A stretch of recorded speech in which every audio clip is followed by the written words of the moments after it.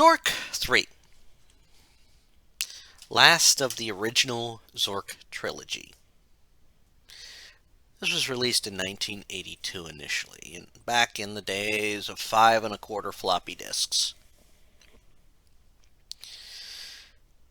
And it literally started where the second Zork ended. Except you finally get to the bottom of the endless stairway.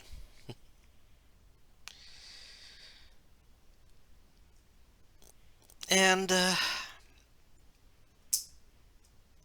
it was a little bit different from other Zork games, of the other two games. While you got points for achieving, getting treasures and all items that you may need, and figuring out certain things, Zork 3, well, it didn't have that. You got points if you started one of the puzzles that is in the game. It was sort of a way to point you in the right direction. The thing is, you only got 1 point for starting it.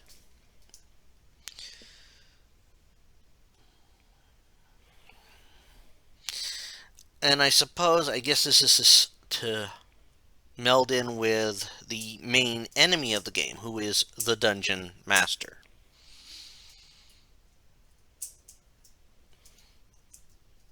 Now,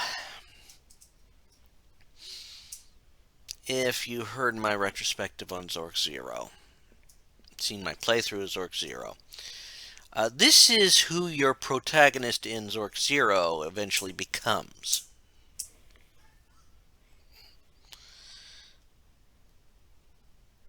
I'm just putting that out there right now.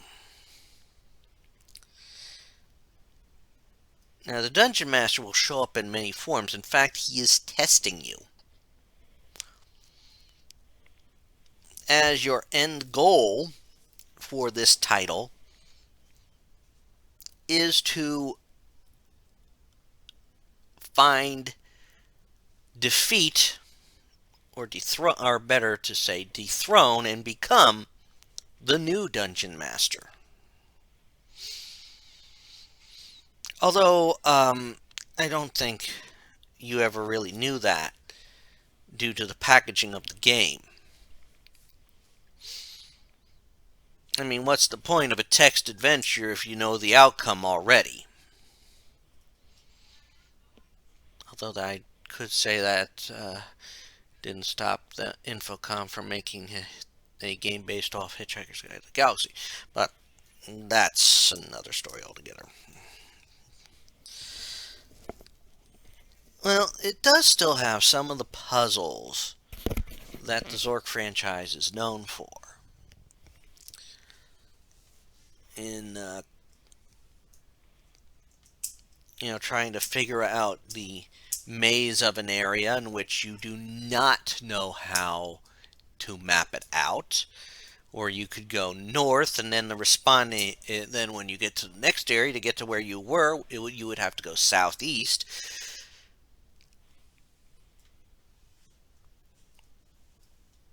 But it did have the quote random encounters, where you have to face one of the many forms of the Dungeon Master and defeat them or do what they are expecting you to do to move on.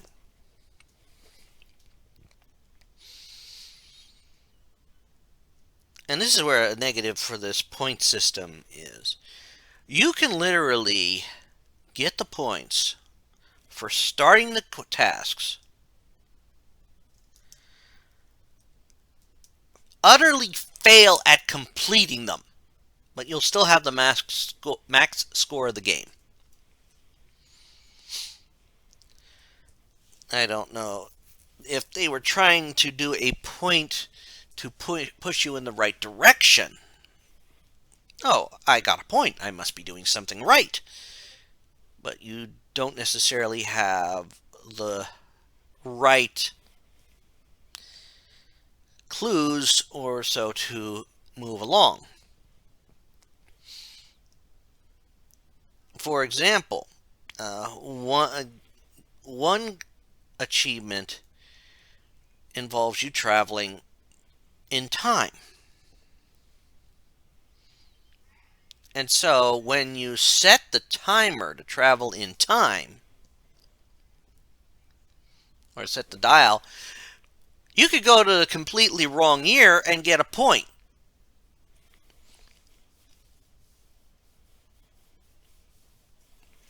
And you won't know if you've gone the right direction until, you know, you actually advance.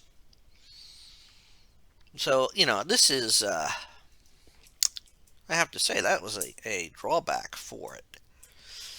But the game still keeps the tradition of Zork with descript locales, as is, this was still in the era of the text adventures.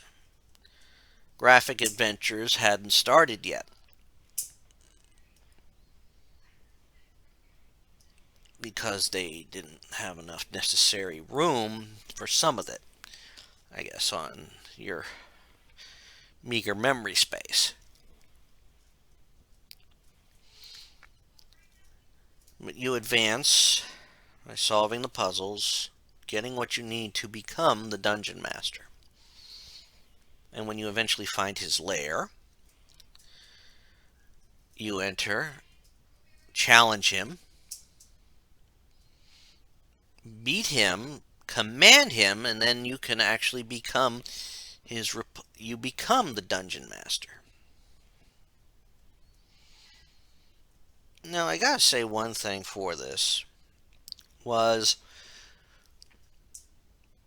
this was the first Zork game to include a pseudo-graphic puzzle. And if you're wondering what I mean by that, it means that it generated a map, a limited view map, of course, for a puzzle you had to solve. You could not save the game while you were doing this puzzle.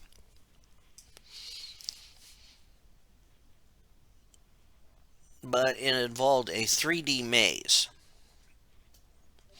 A maze reputedly puzzle with movable blocks in it. And it was judged so tough that they had to have guards there to keep people from trying it, and if someone got in, to be able to get them out. Yeah. But, which was a step in a new direction for the franchise. Now, as I've been playing through the series, this is by far the game with the lowest score. Lowest max score achievable. Which, of course, in this case means nothing, because you can also achieve the max score and completely fail the game. Let's see, while the first two games had, I think, 350 and 250 apiece. I could be wrong about which one had 350 and which one had 250. The last game had a whopping 7. That's it. 7 points.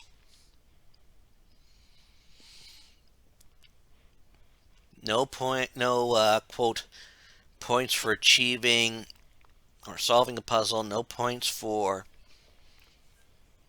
advancing in some way. No, nothing like that. Just 7 points.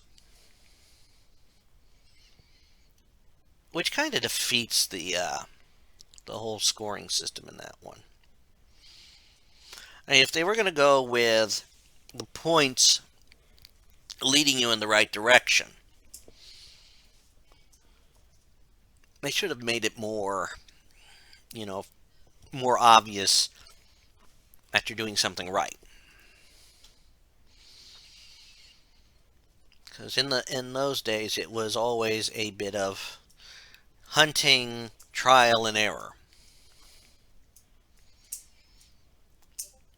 And not many people saved those games because, of course, if you'd save too much on the computer, you might accidentally eliminate something that you needed.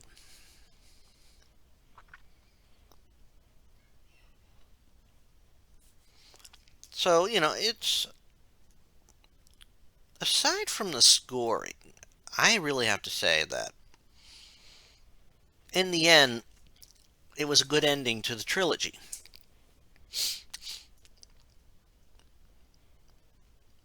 Which is a plus compared to everything else that we've played. You still had your descriptive environments, which was a must in the era of text adventure. Graphics were still evolving. Because eventually, what would happen was they would learn to use the ASCII symbols as a for graphics, and then they'd actually work on the actual graphics. But it was a fun game. It was it was decent. It worked with its description. It challenged you to dare to tempt fate, as in the first two games. One move into further darkness, you would get eaten by a grue, which was their way of controlling you from reckless exploring. If you entered an area too dark, you'd get eaten by a grue. But in this game, you had to do multiple paths in pitch black, which means you had to have some way to keep the grue away. Ye old grue repellent.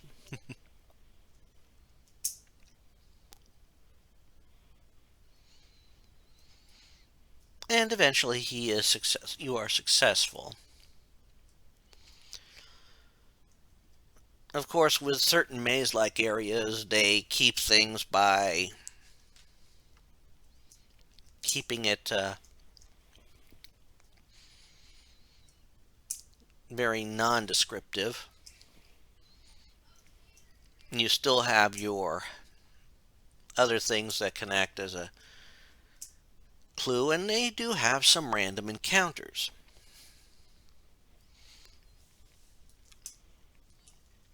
As best they could do with the technology at the time. But it is it was a fine entry. The shortest of all the games I played for the channel so far. The first two games were like the Zork 1 and Zork 2. That was 3 videos.